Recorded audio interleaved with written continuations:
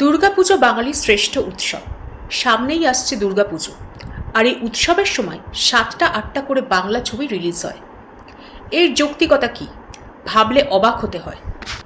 দেখো, ওয়েস্ট বেঙ্গলের স্ক্রিন সংখ্যা কিন্তু লিমিটেড। এটা বলিউড বা সাউথ ইন্ডাস্ট্রি নয়।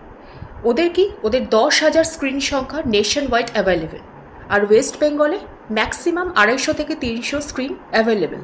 পুজোর আগে বাঙালিরা নতুন সাজে সেজে ওঠে, ফলে এর একটা খরচও আছে বিশাল পরিমাণে। এবার পুজোর সময় 7-8টা ফিল্ম রিলিজ করলো, দর্শকরা কী করবে? বড়জোর 1টা কি 2টো সিনেমা দেখবে।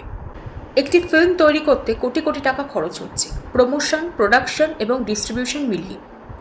কিন্তু এক্সিবিশন স্ক্রিন সংখ্যা মাত্র 5 দিন।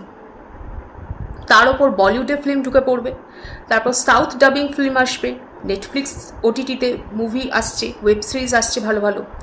ফলে হল থেকে শোয়ের সংখ্যা আস্তে আস্তে কমে যাচ্ছে।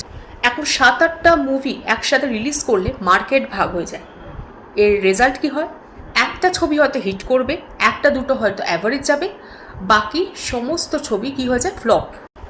এখন প্রশ্ন আসছে, সামার ভ্যাকেশনে একেন বাবু, সোনাদার ফিল্মগুলো রিলিজ করে হিট হয়েছে। বড়দিনের সময় দেবের প্রজাপতি, প্রধান এই মুভিগুলো রিলিজ করে সেগুলো ব্লকবাস্টার হিট হয়েছে।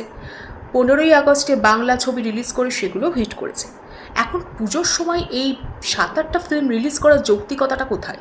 পুজোর সময় 2-3টে ফিল্ম রিলিজ করলেই হয়, অডিয়েন্সও এনজয় করবে, প্রডিউসার্সরা প্রফিট করতে পারবে, আর এক্সিবিটার্সরা শো অ্যালটমেন্ট দিতে পারবে প্রপারলি। আমার মতে পুজোয় সিনেমা আসুক, ভালো মানের সিনেমা আসুক, 2-3টে সিনেমা আসুক, এক্সিবিশন উইন্ডোজ ইউটিলাইজ হোক, বাংলা ইন্ডাস্ট্রি ফিনান্সিয়ালি সাস্টেনেবল থাকুক।